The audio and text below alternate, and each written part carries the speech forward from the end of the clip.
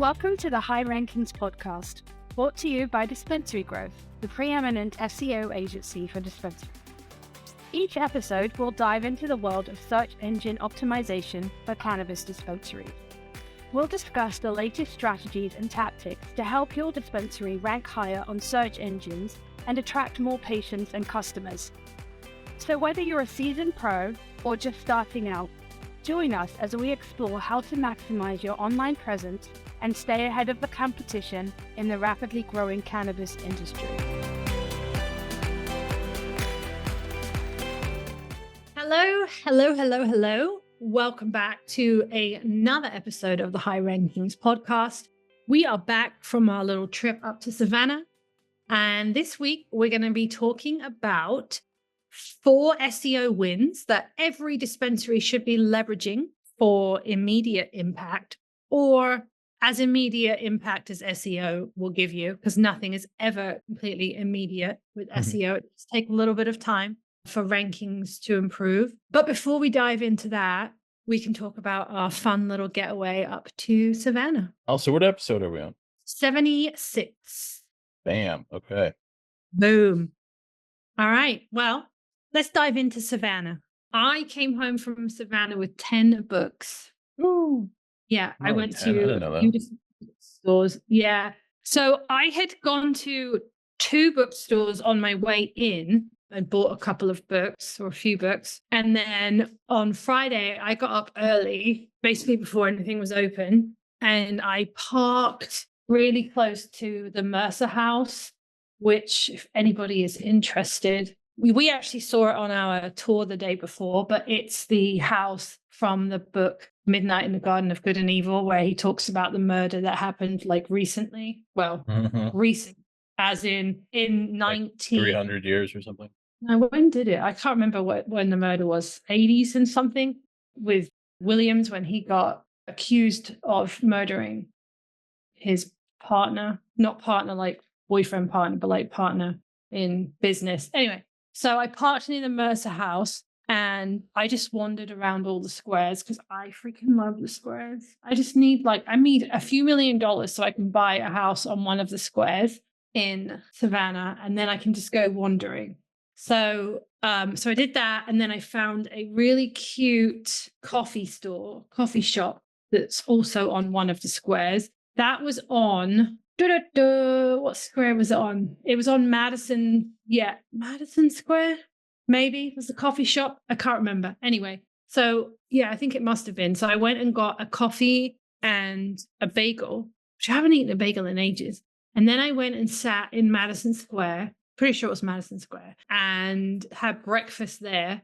And that was we were also in Madison Square the night before, because that was the like old house where the lady ran off of the back porch. Do you remember that story? You probably weren't paying attention. No, I know. It was so much, like the tour is cool, but it was just so much out. like, it's just, anyway, so yeah. And then the bookstore started opening. So I went to the Book Lady bookstore. That's a lie. I didn't. I sat and had my coffee in Chippewa Square because I went to the Gallery Espresso coffee place. Then the bookstore started opening. So I went to one bookstore, and then I walked back and I went to another bookstore.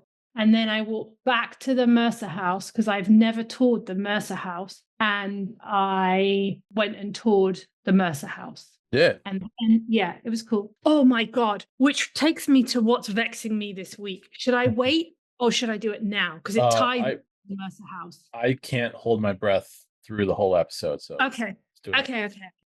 So here's what happened, right? The Mercer House, it's an old historical house in Savannah, which has its own history and was renovated, and it sat for 10 years dormant, and then it got renovated and blah, blah, blah. Okay. But what people know the Mercer House for is obviously Midnight Garden of Good and Evil, which is the book that is mostly, sort of slightly loosely, but mostly based on John Williams allegedly killing Danny Hansford in the house.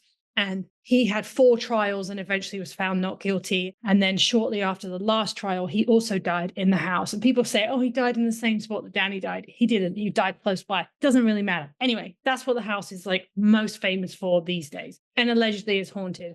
But that's the whole thing. So anyway, so we go in, you pay for the ticket through the like carriage house at the back of the house. And then you wait there and then you get a guide and the guide walks you up the steps into the back of the house, blah, blah, blah. So they tell us in the carriage house, before we even go to the house, like this house is still lived in by the Williams family who still own it, right? So the top floor, you just don't go into the top floor whatsoever. The family members still live in the house.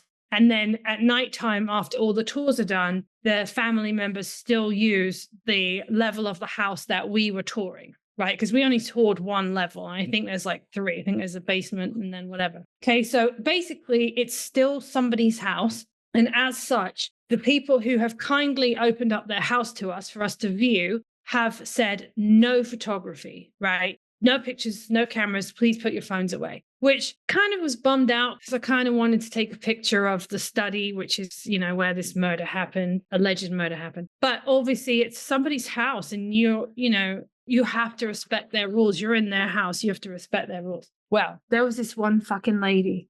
The first room we entered was the dining room, which you can still see as used today because they had this setup of like a little bar and they had like bottles of alcohol, but like obviously recent bottles of alcohol. So you know that they're being used. And I hear her say to her husband, I'm going to stay behind because I want to get pictures of this thing. And I initially thought that's fucking rude. But like she had asked a question about some of the crystal that was on the table and it had a W on it. And I thought maybe that was what she was interested in. And I thought maybe she'll take this one picture and then she'll stop being disrespectful. Right. And then I saw her take another picture of something else. And then we make our way down and we go into the study, which is allegedly where this happened. And I can see her and I'm like in the far corner. So I'm about to be the last person out. And as the tour guide's talking about this room, I look up and I see there's a camera like pointing down into the room. And I thought, well, she's probably not going to take a picture in here because there's a camera right there. And I'm literally going to be the last one out of the room. And I'm standing there and I'm looking at because they got pictures there of like when Kevin Spacey was filming the movie, but they've also got pictures of John Williams and his family, blah, blah, blah. And this bitch waits until the tour guide's gone and most of the people are gone and she starts taking pictures. And I said to her, I said, hey, like I didn't say what I wanted to say because I was trying to be respectful. I said, hey, you might want to be careful because there's a camera up there. And she goes, oh, I don't care. What are they going to do? I don't care. I'm a rebel. Yeah. Dude. I'm a rebel. It took all I had to not fucking give her a piece of my mind. Because one, you're totally disrespecting the fact that these people have opened up their home. And I understand they make money off of it. I'm not delusional, but it's still somebody's home and they're still opening it up to you, right? Second of all, what makes you think you're so great that the rules that everybody else has don't apply to you? Like that you can just disregard these rules and that they don't apply to you. You don't think that everybody else that's on this tour would love to take pictures of this gorgeous house or this like macabre room? You don't think that everybody else would love to do that, but you're so special that you don't care and you'll just do what you want. And then I was thinking to myself, what I really wanted to say to her was, it's people like you that ruin this stuff for the rest of us. Because eventually, if people continue to do this, the family could easily turn around and go, no, we're not doing this anymore because too many people have disrespected the rules. It's still our house. You know, it's still our family house even. Like too many people are disrespecting the rules. The money's not really worth it to us anymore. We're just going to close this tour off. People like that will end up ruining things like this for everybody else. I just was like, it literally took everything in me not to tell her about herself. Because I was just, you're so fucking rude and disrespectful. I couldn't. Anyway, that's what's vexing me. Selfish, self-centered assholes. And this is as you guys were all leaving? This was as we were in the house. You were the last in I was in that particular room. I would have been the last one out because I was one of the first ones in. So I was in the far corner. Okay, gotcha. We toured like another 2 rooms after that. Okay. Was she? I don't know if I can ask this. Was she a younger millennial? No, she was older, which she should Hmm. have fucking known better. I would say she was in her late 60s, early 70s. I'm a rebel. I'm gonna use that. I'm a rebel. No, you're disrespectful is Yeah. what the What a wow. what a donkey. Yeah. That's interesting. When I was there, well, we were in Savannah only for a couple hours. We didn't. I can't recall running into any assholes. No, she was the only one. The rest of my time was amazing. I had a great time. Yeah. Literally everybody else I ran into, I talked to, I engaged with is everything I love about the city. I just love Savannah. Like dinner was great. Dinner was delicious and Yeah. amazing. Dix was really good. Yeah, we had a great time. And I've been wanting to try that restaurant. And I'm glad that we picked that one because it really was nice. Like the hotel was really nice. Like nothing else. It was just this one person. I was like, you're just so disrespectful. But anyway, I taught that. Then I left. Then I went and found the British pie shop, which was like 20 minutes out of town, and picked up a bunch of pies to bring home. And then I drove home, and then everybody had pie for dinner. Okay, let's see. Savannah, buzz back that night. Oh yeah, our Uber driver. I swear I was falling asleep in the Uber. You were It's like- falling asleep on the walking tour. Yeah, I know that guy. He was really good at what he did, but it's just like so much. I just dozed off. My brain just. Also, I was kind of running on fumes from the night before. I didn't get a lot of sleep. That whole trip, I didn't get a lot of sleep. It was a great. Hilton Head is awesome. Girlfriend's parents. That house was amazing. Just unfortunately, didn't get a lot of sleep. And a tour guide that was just a combination of obviously the lack of sleep, and we had some wine during dinner, and yeah, I was just falling asleep during the tour guide as well. So we're buzzing back in the Uber, and the guy's he's like telling stories. I mean, he's a pretty funny dude. We talked like best rappers and all that. I'm not into rap, but my girlfriend, they were talking, and I was like, okay, cool. I kind of doze off a little bit, but I couldn't fall asleep. And of course, when I get home, I'm just like wide awake. So Savannah, 2 hours ahead from Denver. It's basically 2 a.m. and I'm just like wide awake. And then I wake up at I don't think I dozed off until like 5. Ew. And then I get up at like 7. Yeah, it was gross. But I had a great time. Hilton Head is awesome. The food there is awesome. The beach, the weather wasn't great. I didn't even get to put on my swim trunks, which is kind of crappy. But we still did go to the beach. The food was awesome. Savannah, that restaurant was really good. That was probably the second best meal I had while I was out there. What did you order? I forgot. I think I got the steak. The steak was really good. Oh, that's right. No, you did. I got steak and something else. We did not get hush puppies. The barbecue was good, actually. We got but really good you barbecue. tried fried green tomatoes. Oh for yeah, the first time. you've never had them. Had them. It was you that never had them. So, anyways, that was good. Dinner was actually very good. It was good just to sit down and catch up and Yeah. all that. Yeah, we laughed. We were laughing. That was a cool experience all around. So Yeah, it was a good time.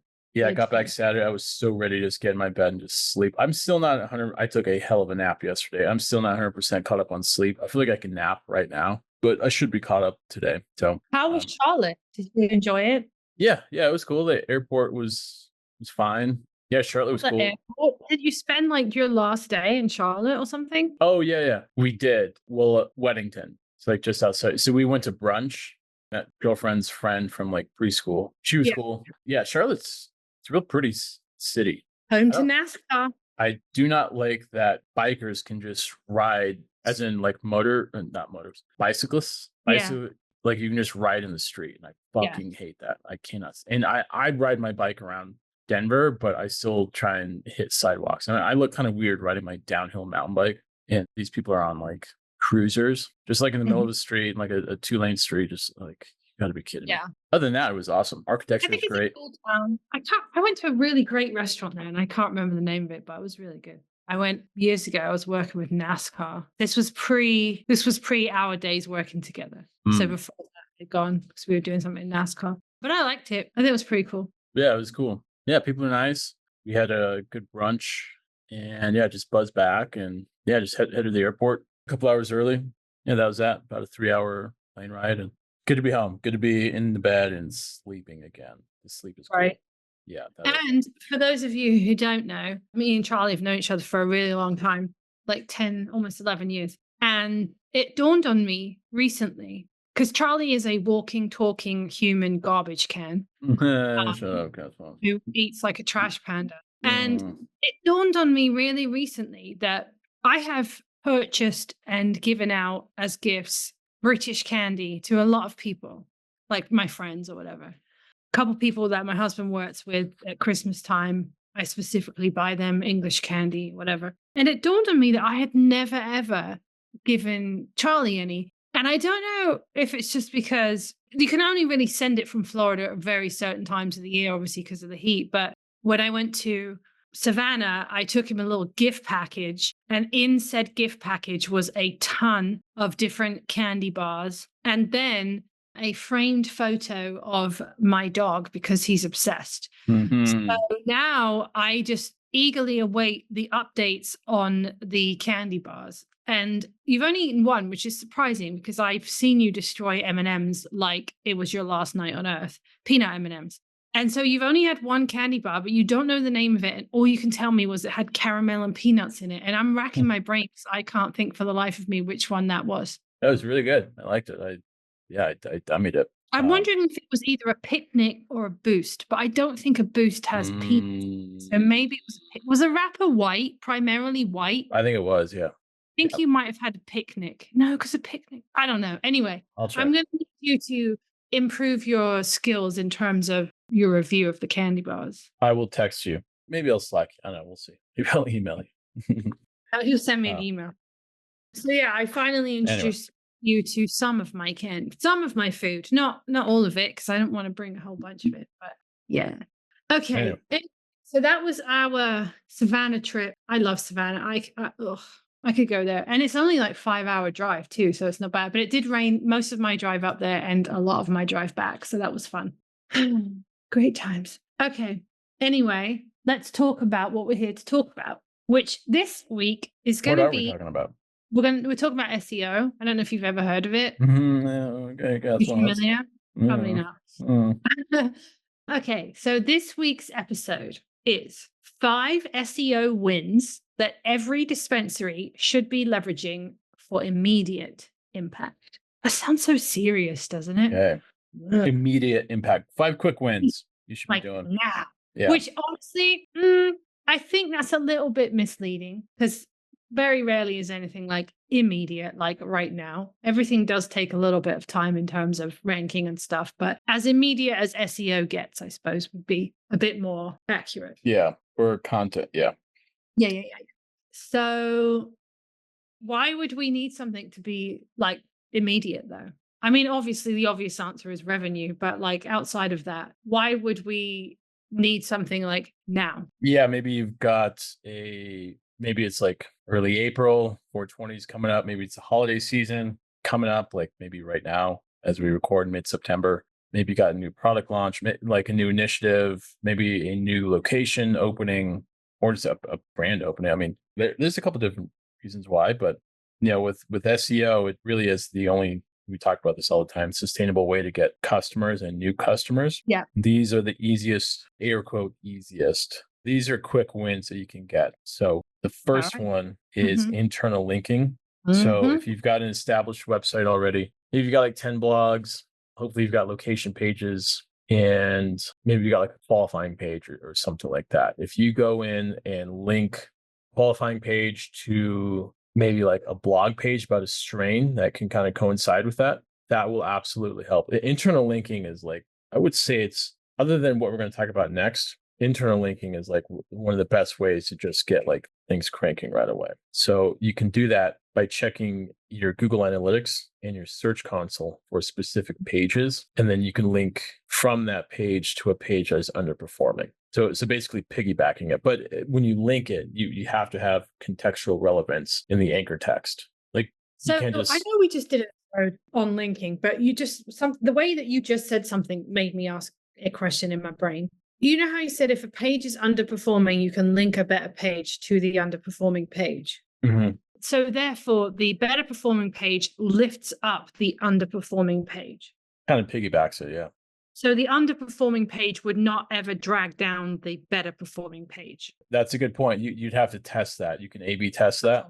Okay. Yeah. Over like a 30-day period, but generally speaking, it does not. But you would have to identify, like sessions, new users, conversion rate, like whatever those KPIs are. Generally, it's sessions and new users and impressions in Search Console. Identify using those KPIs and then keep an eye on that, on the performance of those pages. That's a good point, though.